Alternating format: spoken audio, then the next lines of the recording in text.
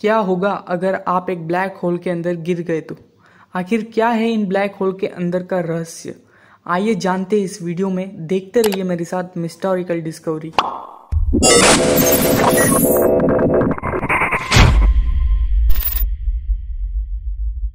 आज से करीब 100 साल पहले तक हमें ब्लैक होल्स के बारे में कुछ भी नहीं पता था। यह तभी पॉसिबल हो पाया जब आइंस्टाइन ने अपनी जनरल थ्योरी ऑफ रिलेटिविटी को इंट्रोड्यूस किया।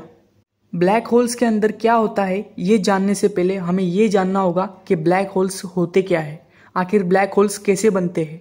दोस्तों, ब्लैक होल्स बनते हैं सुपर मैसिव स्टार्स की वजह से।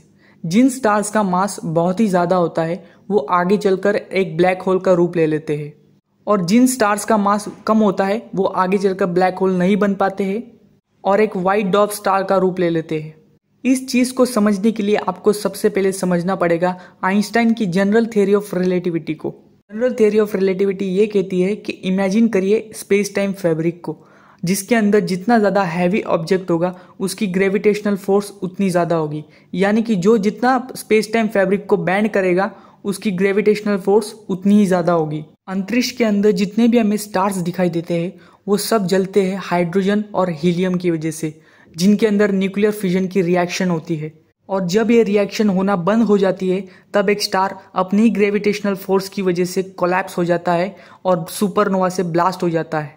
जो भी उस तारे का मास था वो अब एक जगह पर इकट्ठा होने लगता है और इसी चीज को कहा जाता है सिंगुलैरिटी।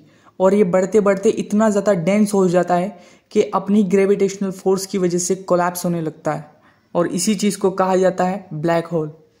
ब्लैक होल्स के अंदर बहुत ही ज्यादा ग्रेविटेशनल फोर्स होने की वजह से ये स्पेस की हर एक चीज को अपने अंदर खींच लेते हैं और इससे लाइट भी बाहर नहीं जा सकती।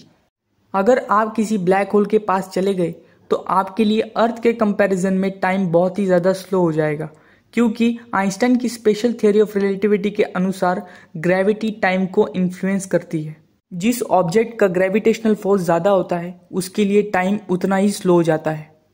ब्लैक होल्स को स्पेस का मॉन्स्टर भी कहा जा सकता है, क्योंकि ये अपने पास आने वाली हर एक चीज को अपने अंदर खींच लेते हैं और वहां से लाइट भी मुड़कर बाहर नहीं जा सकती। अगर आप गलती से भी ब्लैक होल के अंदर चले गए तो ब्लैक होल की ग्रेविटी की वजह से मिली सेकेंड्स के अंदर आपकी मौत हो जाएगी। ब्लैक होल्स मेनली दो तरीके के होते हैं। पहला स्टेलर ब्लैक होल्स। ये ब्लैक होल्स स्टार के मरने के बाद फॉर्म होते हैं। हमारी मिल्की वे गैलेक्सी में ही करीब 10 मिलियन से लेकर 1 बिलियन तक ऐसे ब्लैक होल्स हैं। दूसरे तरीके के ब्लैक होल्स को सुपर मैसिव ब्लैक होल्स कहा जाता है। हर बड़ी गैलेक्सी के सेंटर में एक सुपर मैसिव ब्लैक होल होता ही है। हमारी मिल्की वे गैलेक्सी के बीच में जो सुपर मैसिव ब्लैक होल है उसका नाम है सैजिटेरियस ए। स्क्रीन पर आप जो ये रिंग देख रहे हैं उसे एक्सेलरेशन डिस्क कहा जाता है, जिसके अंदर बहुत सा गैसियस मैटर होता है और ब्लैक होल की ग्रेविटी की वजह से घूमता रहता है। ब्लैक होल में आप जो ये लास्ट रिंग देख रहे हैं उसे फोटोन स्फीयर कहा जाता है। इस एरिया में लाइट ग्रेविटी की वजह से घूमने लगती है और बैंड हो जाती है। फिर आती है ब्लैक होल की बाउंड्री, जिसे इवेंट होराइजन कहा जाता है, और इस एरिया से लाइट भी बाहर नहीं आ सकती। साइंटिस्ट आज तक नहीं समझ पाए हैं कि आखिर इन ब्लैक होल्स के अंदर क्या है। ये साइंस के परे की चीज है।